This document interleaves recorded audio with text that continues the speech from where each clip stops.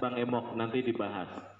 Berita media Simak Jabar kali ini dari Grand Baidil Hotel Cianjur. Nah ini nih, Lembaga Otoritas Jasa Keuangan atau lebih singkatnya OJK Provinsi Jawa Barat, gelar penyuluhan terkait pinjaman online atau pinjol ilegal, Selasa tanggal 10 Desember tahun 2024. Acara tersebut dihadiri anggota Dewan RI Insinyur Haji Kamru Samad, ST, MC, dan jajaran dewan lainnya dan juga 250 peserta dari berbagai dapil di wilayah Kabupaten Cianjur. Menurut salah satu narasumber dari OJK, Agus menyampaikan kepada awak media saat di lokasi. tabungan atau pinjaman. Kedua, Pinjaman online ilegal dan legal itu contohnya seperti apa, Pak? Enggak, kalau tadi kan kita sampaikan mengenai perbedaannya ya, Iya. lebih ke perbedaannya untuk nanti OJK selalu edukasi itu gimana caranya masyarakat bisa memilih untuk mengetahui nih pinjol legal dan ilegal sebelum menggunakan. Karena banyak masyarakat yang memang main pakai aja nih, menggunakan produknya pinjol tanpa dia tahu yang legal atau ilegal. Makanya tadi kita kasih tahu, misalkan untuk membedakannya gampang aja. Kalau yang legal, dia pasti cuman minta akses terhadap si usernya itu 3 hal. Kita singkat camilan: kamera, mikrofon, location. Jadi kalau ada yang pinjol yang minta akses ke macam-macam terhadap misalkan kontak, galeri atau apapun di handphonenya yang bersangkutan, itu dipastikan ilegal. Lebih ke arah sana. Nah, ini apa risiko utama yang dihadapi masyarakat jika menggunakan jasa pinjol ilegal?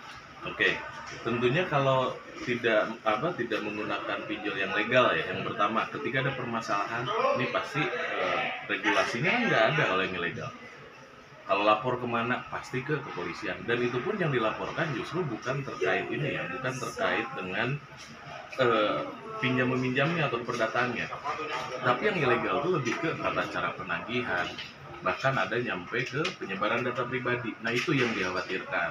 Karena apa? Ketika udah masuk ke ranah penyebaran data pribadi, penagihan dengan ancaman, bahkan dengan kata-kata yang tidak sepantasnya, itu ranahnya ranah pidana gitu. Jadi pelaporannya pun ya kami arahkan terlebih dahulu ke kepolisian. Terus bagaimana cara melaporkan pinjol ilegal tersebut, Pak? Oke, kalau terkait dengan pelaporan yang pinjol ilegal, pertama pastinya kita terkait dengan tata cara penagihan ya. Kan orang ada yang merasa risih ditagih, bahkan merasa ketika melakukan sesuatu kok dibuntutin, diteror, pasti teror larinya. Itu yang pertama tadi yang saya bilang, laporkan dulu ke kepolisian atas tindakan penagihan yang dilakukan yang tidak sesuai aturan. Katakanlah tadi ada ancaman, teror, penyebaran data pribadi, laporan ke kepolisian. Kemudian berikutnya, kalau terkait dengan data pinjol ilegalnya bisa disampaikan ke OJK atau Satgas Pasti.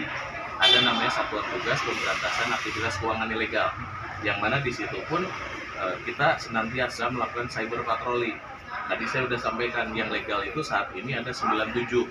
Jadi di luar itu, melalui Satgas Pasti itu koordinasi dengan Diskominfo atau Kementerian Digi ya, Komdigi ya, dengan Komdigi itu kita melakukan cyber patroli dan memblokir atau menghentikan akses-akses yang pinjol ilegal.